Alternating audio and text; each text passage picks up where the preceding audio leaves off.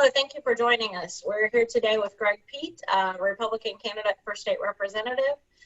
Also joining me today is Tara Barney, the president and CEO of the Southwest Indiana Chamber. I'm Sally Rideout, the government affairs specialist for the Southwest Indiana Chamber, and I'm going to turn the conversation over to you, Tara, now to conduct our interview. Thanks, Sally, and welcome, Greg. I've got in mind just asking you a few questions. My intent is to be able to just hear from you about those things that are your priorities and where you stand on some things, and to make sure that you get your priorities out to our members and our constituents. Yes, ma'am.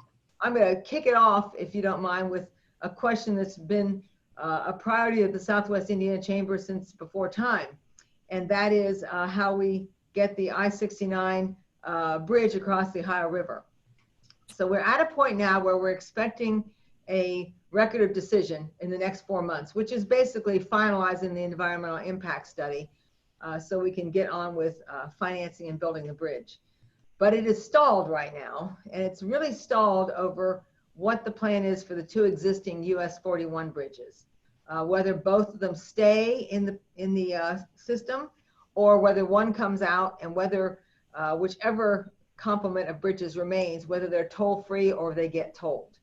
Okay. We've long held the position that we need both bridges as redundancy for the region, and that they should be toll-free for local passenger traffic so they can circulate back and forth to work. Love to hear your thoughts on how you might support this work and how you can help our community's desired plan to keep both of those existing bridges intact and part of our future transportation system. Well, I agree with you, Tara.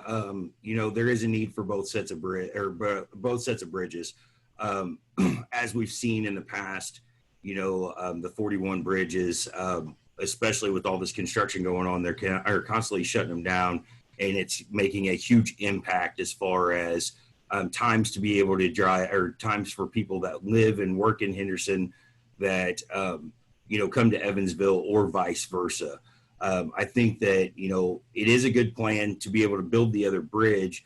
I would, on the new bridge, I would support a very, very low toll for that, just because of the simple fact, as long as we can make it to the point where that money is being used strictly for the maintenance of those bridges. I've heard this argument from both sides of the coin quite a few times, that when you get the toll money, that then they want to allocate it to other projects as well.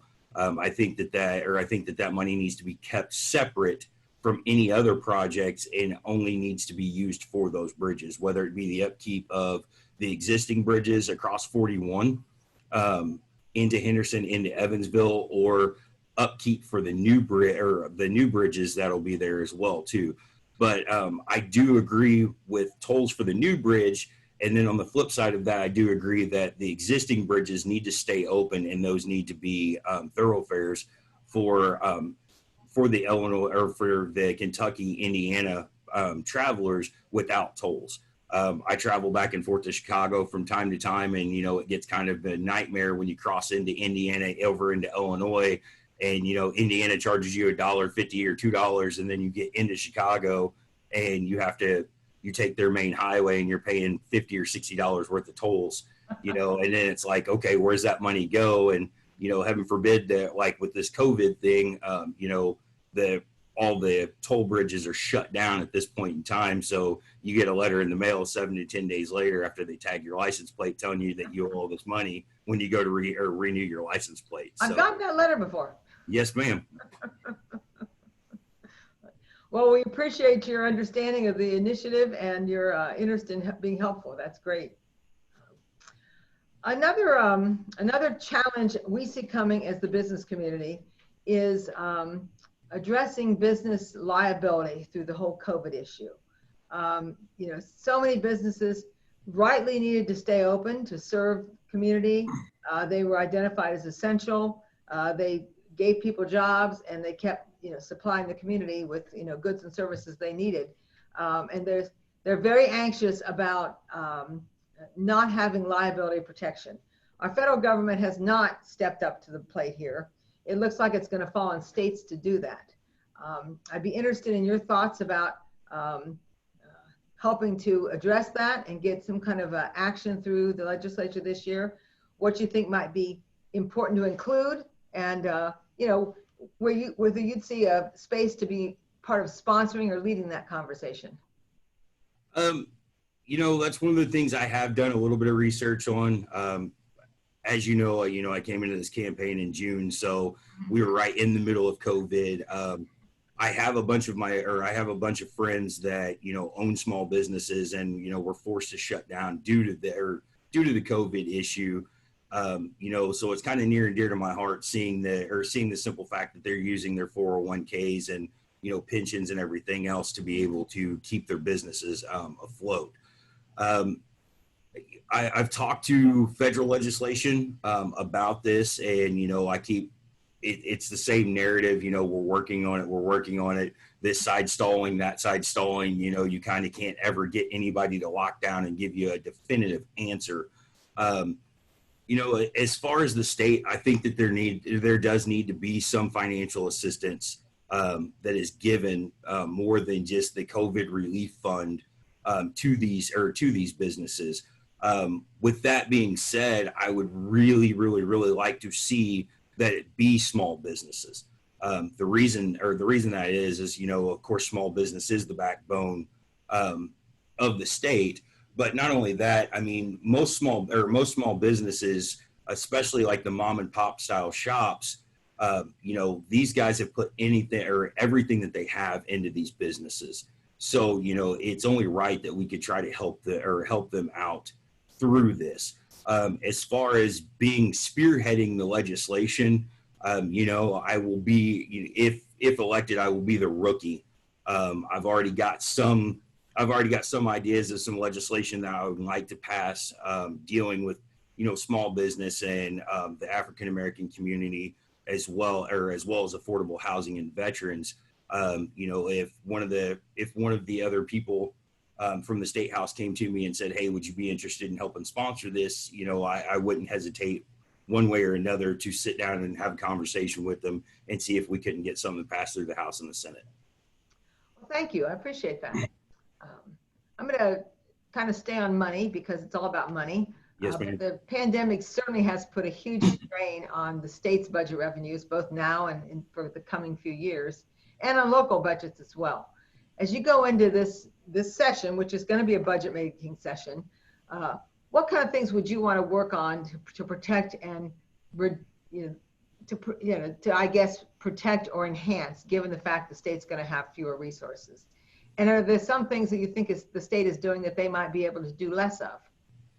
I think this session is critical. Especially as like I said, if I'm elected, I'll be the new guy.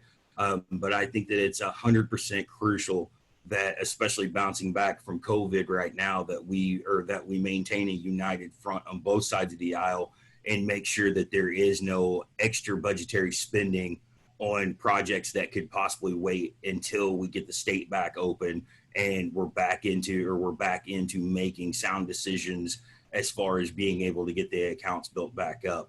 I do know that there was a bunch of money that we had in the surplus that was used during the COVID relief that we do need to build back up, because everybody looked at it. I don't remember exactly the exact number, but everybody looked at it. 2.4 billion. Yeah. Well, yeah, and everybody thinks that 2.4 billion is a lot of money, but when you shut down an entire state and your whole entire infrastructure is jeopardized at that point in time, even if you take half of that and spend $1.2 billion across the state, that doesn't really, within 92 counties, that does not give you very much of a relief package at all.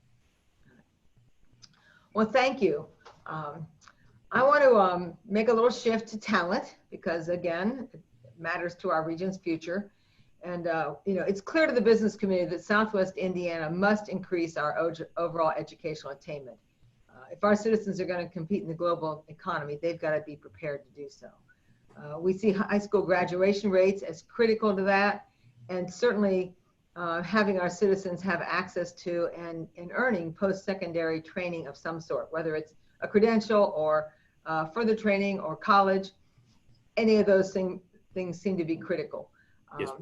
But I'm wondering if you could change what we're doing in Indiana, rewrite some of the programs.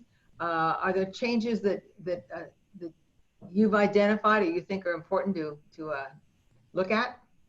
I think that one of the biggest things, I come from a veterans background, and we did a lot of work in Indianapolis, and we had a company called Save a Veteran. Sorry, two totally different programs I'm thinking of right now, but we provided labor union jobs to veterans that were down and out in their luck, and basically we brought them in. We had companies like Lincoln Tech and auto body repair shops all throughout Indianapolis that taught these guys jobs so we could get them into the workforce. One of the big things that I see down here in Southern Indiana that could play into it. We've got a lot of kids down here that, for some odd strange reason, we all know school is very important, but it gets monotonous from time to time, and a lot of those kids are just like, I don't want to go to school. They come up with a fake illness, or it is what it is. But I think that I think that we could do more of the trade style positions. We have a beautiful, beautiful technical center down here. I think one of the things that we could incorporate is getting with the local unions, and anybody from freshman to senior, being able to teach these guys like electrical work, or road construction, firefighting, which we do now. Even the Police Explorer program, and be able to give these guys an avenue to show them that there is jobs outside of that, if you're not going to pursue a post-secondary education. One of the big things in this area too is agriculture.